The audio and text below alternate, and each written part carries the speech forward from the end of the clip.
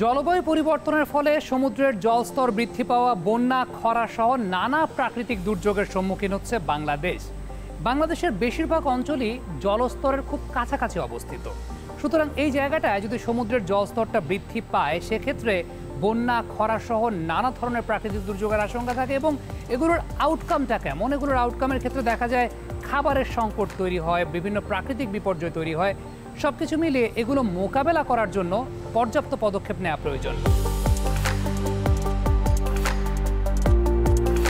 সমুদ্র বা নদী তারা নিজেদেরকে পরিষ্কার করে এবং এখানে আসলে খুব বড় এফোর্ট দরকার নেন। আমি একা মানুষ, 100 কোটি মানুষও যদি আমরা চেষ্টা করি বা আরও বেশি মানুষও যদি চেষ্টা করি, মানে এই জিনিসটা মেনটেন করতে পারবো না। ময়লা আবর্জনা বা সমুদ্র দূষণ এটা কিন্তু অনেক বড় একটা থিম এবং এটা নিয়ে অনেকে কাজ করছে। আপনি দেখেন যে সমুদ্রের যে টাইটানিক ডুবেছিল সেটাকে এখন পর্যন্ত আমরা পরিষ্কার করতে পারছি, কারণ এটাকে ওই এত নিচ থেকে গভীর থেকে ওঠানোটাই একটা অনেক এক্সপেন্সিভ, মানে কষ্টসাধ্য ইনিশিয়েটিভ। তো আমার কাছে মনে হয় যে সমুদ্র, ইভেন আপনি এখন দেখবেন ইনফরমেশন আছে টাইটানিক আস্তে আস্তে বিলুপ্ত হয়ে যাচ্ছে, মানে ওটা খেয়ে ফেলতেছে সমুদ্র। তো সমুদ্রের লবণাক্ততা কিন্তু লোহাকেও খেয়ে ফেলতে পারে, তো তার সেই শক্তি আছে। বাট এটাকে পরিষ্কার করা আমাদের একার পক্ষে সম্ভব না। বাট ডেফিনেটলি আমি মনে করি যে আমরা যারা ট্যুরিস্ট যাচ্ছি তাদের একটা ইনিশিয়েটিভ হওয়া উচিত যে আমি নদী দেখতে গেছি, ভাই আমার ওই রেসপেক্টটা থাকা। তুমি বিদেশে গিয়ে রাস্তায় একটা পলি ব্যাগ ফেলতেছো না বা একটা কলা খেয়ে তার ছিলকা ফেলতেছো না, কারণ তোমার মনে হচ্ছে আমি যদি ফেলি আমাকে তো হয়তো পুলিশ ধরবে, বা আমি যদি ফেলি আমার জন্য অ্যাকশন নেওয়া হবে। তার মনে হয় যে আমাদের ওই রেসপেক্টটা থাকা উচিত, কারণ জিনিসটা তো আমার সমুদ্রটা আমার নিজের।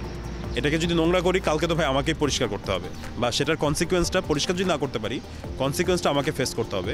তাহলে কিন্তু আমি আস্তে আস্তে সেটার উপর অ্যাডাপ্ট করবো। আপনি দেখেন বড় বড় দেশে যান, মানুষ দেখি, আমি তো দেখি মানুষ মালদ্বীপ যাচ্ছে, বালিতে যাচ্ছে, বিভিন্ন দেশে যাচ্ছে।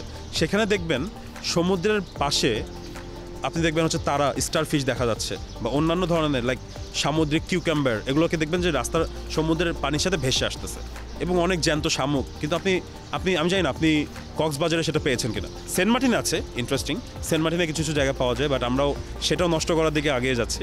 বাট কক্সবাজারে আমি যেহেতু 3-3.5 বছর কক্সবাজার, টেকনাফ, উখিয়ার বিচগুলোতে ঘোরার সুযোগ হয়েছে, আমি খুব কম পেয়েছি সেগুলোকে।